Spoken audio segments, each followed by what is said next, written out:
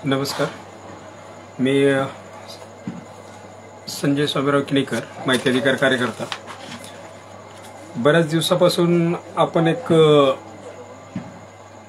प्रकरणाशी निगडीत काम करत होतो की विवाह दाखला हा विषय, विवाह दाखल्याचा विषय खूप गंभीर होता। विवाह दाखल्याच्या आपल्या अक्कलकोट तालुक्यामध्ये बरेचशे गावांमध्ये वेगवेगळ्या पद्धतीने कामकाज होत होतं। तर त्याच्यामध्ये बनावट स्वतःचे जे काही बनावट काही नियम होते कित्येक ठिकाणी ग्रामपंचायत अधिकारी करत होते। त्याच्यामध्ये बऱ्याच वेळा आपण बघितलेलं आहे की जो नियमात काय आहे आणि सांगतोय काय, त्यानंतर काही आरोग्य अधिकारी देखील यात सामील होते। ॲक्च्युली 21/4/2016 एक परिपत्रक निघालेलं आहे आणि संचालक आरोग्य सेवा तथा निबंधक विभाग राज्यस्तर महाराष्ट्र राज्य मुंबई म्हणजे पूर्ण टोटली महाराष्ट्रासाठी हा आदेश निघालेला आहे। याच्यामध्ये एक सांगितलं गेलेलं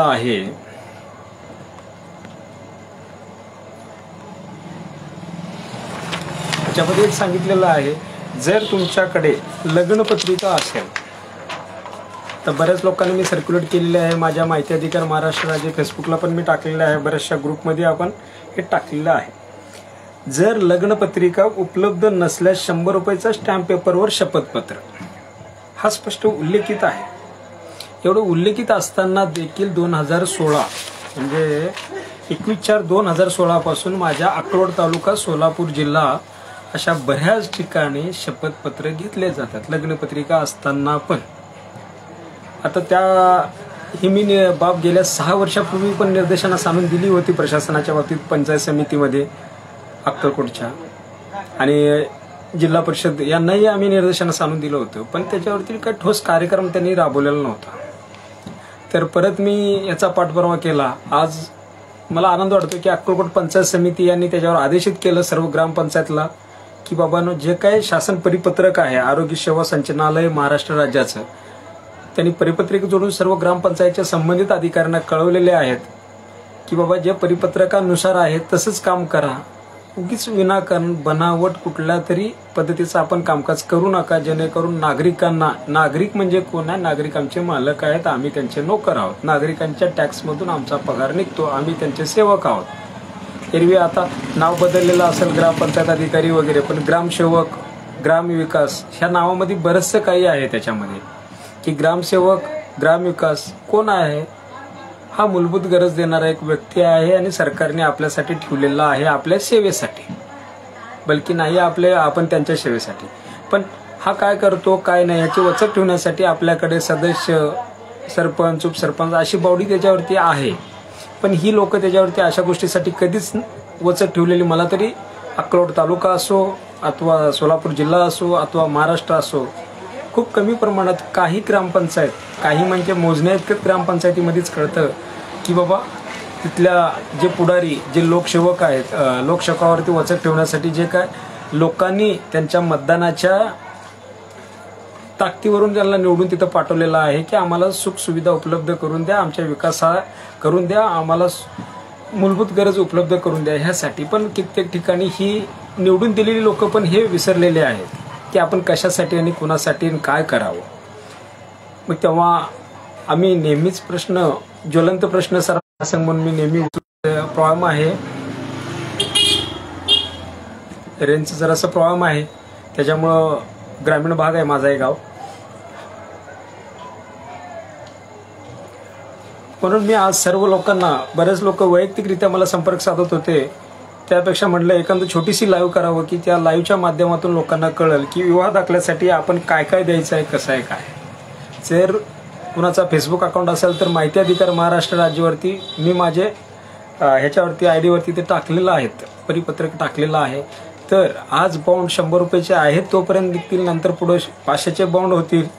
मग एखाद्या गरीब नागरिकांना विवाह दाखल्यासाठी लग्नपत्रिका असताना आणि त्याचं विवाह होऊन 90 दिवसात किती फी, त्याच्यानंतर किती फी असे ठरवलेले आहेत, वर्षानंतर तो विवाह दाखला काढत असेल तर किती फी, हे सगळं नाम मात्र आहे, ह्याच्यात जास्त खर्चाची बाब नाही आहे। नागरिकांकडून कदाचित कुठे जास्त रकमेची मागणी करत असेल तर संबंधित वरिष्ठांशी आपण संपर्क करावा, कारण वरिष्ठांना सांगितल्याशिवाय कळणार नाही अथवा न कळाल्याचं भान देखील वरिष्ठ कधी करत असतात. कारण 6 वर्षापूर्वी मी हे अक्रोड तालुक्यामध्ये केलं होतं तरी मला परत करावं लागलं. हा माझा पुरावा आहे. मी पत्र्यावर करावे लागले, पत्र्यावर त्याला दाखवावं लागलं. अगदी संबंधित जे काही हाताळणारे लोक आहेत त्यांना हे कळवावं लागलं, त्यांना परिपत्रक देखील द्यावे लागले मला. तर मी आज सर्वांना विनंती करतो की आपण कधीही कुठे ग्रामपंचायतमध्ये काही दाखले काढण्यासाठी गेला, आपल्याला अडचण असली तर आपण त्याचा परिपत्रक मागावा आणि तो अधिकाऱ्याने आपल्याला द्यावा. आणि त्याच्यात जी काही नियमावली आहे, शासन परिपत्रक आहे, त्यानुसार कामकाज आपण करावं. उगीच विनाकारण आपला वेळ, आपला पैसा आणि आपल्याला मिळणाऱ्या सुविधापासून आपण वंचित राहू. आणि ही सगळी त्याचसाठी ठेवलेली आहे. तर मी सर्वांना विनंती करतो, विवाह दाखल्यासाठी लग्नपत्रिका असेल तर बॉन्ड द्यायची, आपल्या बॉन्डवरती शपथपत्र करायची काहीही गरज नाही आहे. आणि ह्याच्यामध्ये खर्चिक बाब हाच होतो तो पूर्णतः JR मध्ये 2016 21/4/2016 म्हणजे जवळपास 8 वर्षापूर्वीच याचं निरसन झालेलं आहे. तो आपल्यापर्यंत पोहोचलेला नव्हता. मी पोहोचवण्याचा परत एकदा प्रयत्न करतो की कुठेही कुठल्याही ग्रामपंचायतीमध्ये महाराष्ट्रात म्हणतोय, कुठल्याही ग्रामपंचायत जर लग्नपत्रिका तुमचं असेल, कोणी शपथपत्र मागत असेल तर त्यांना हा परिपत्रक दाखवा. 2016चा परिपत्रक स्पष्ट नमूद आहे. माझ्याकडे लग्नपत्रिका नसेल तर शपथपत्र मी तुला देईन, अन्यथा काहीही गरज नाही आहे. आणि शासन परिपत्रकानुसार जे काही नियम आहेत ते नियमाचं मी पूर्ण पाठपुरावा करीन आणि नियमानुसारच हे करीन. आता 90 दिवसाच्या आत नोंदणी जर आपण केलं तर शुल्क किती आहे? 50 रुपये आहे. आणि 90 दिवसानंतर 1 वर्ष पूर्ण होण्यापूर्वी विवाहाने आपण साधन केल्यास 100 रुपये आहे. आता हे नाममात्र आहे. आणि विवाह दाखल्याची प्रत मिळवण्याची अर्जासोबत शुल्क आहे 20 रुपये. हे सगळं नमूद आहे. आणि विवाह दाखला मिळवताना बऱ्याच लोकांना वाटतं की खूप डॉक्युमेंटरी लागतात. आता बऱ्याच ठिकाणी त्यात अजूनही वेगवेगळ्या पद्धतीचं हे लोक मागणी करतात. दोन्ही लोकांचं जे काय आधार कार्ड आहे, शाळेचा दाखला आहे, दोन्हीचा आयडेंटिटी फोटो, लग्नाचा एखादा फोटो आणि त्याच्यानंतर लग्नपत्रिका आणि 2 साक्षीदार आणि 1 पुरोहित, हे पूर्ण त्या नापण्यामध्येच आहे. नापण्यामध्ये तुम्ही भरू शकता. आणि आता अजून मी पाहिलेलं आहे त्याच्यामध्ये आधार कार्ड मागणी करतात ही लोक, जे साक्षीदारांचे आहेत, जे पुरोहिताचे आहेत, त्यांची आयडेंटिटी देखील मागणी करतात. आता हे कुठं ठेवतात, काय करतात मला काय माहीत नाही विषय. पण तरी मी सांगतो तुम्हाला की आपल्याला तो परिपत्रक जो माहिती अधिकार महाराष्ट्र राज्य फेसबुकवर टाकलेला आहे तो भेटला, ठीक. नाही भेटला तरी माझा संपर्क करा. माझा नंबर त्या फेसबुकला पण आहे 9850191124.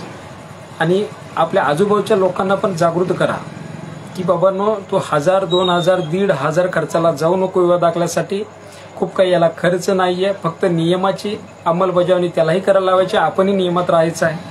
आणि जे काही मनमानी जे काही नियम निघतात त्याला आपण वेळीच मोडीत काढायचे आहेत. नाहीतर उद्या जाऊन ही लोक आपली नोकर असून ही मालकासारखं वागायला लागतील आणि वागतात. म्हणून सर्वांना विनंती आहे. आजचा विषय एवढाच होता. परत मी दुसरा विषय घेऊन येईन. धन्यवाद. काही प्रश्न असतील तर तुम्ही कॉमेंटमध्ये पण लिहिला तरी चालेल. माझ्या डायरेक्ट माहिती अधिकार महाराष्ट्र फेसबुकवरती लिहिला तरी चालेल. तिथे मी तुम्हाला उत्तर, परिपत्रक सर्व पोच करू इच्छितो.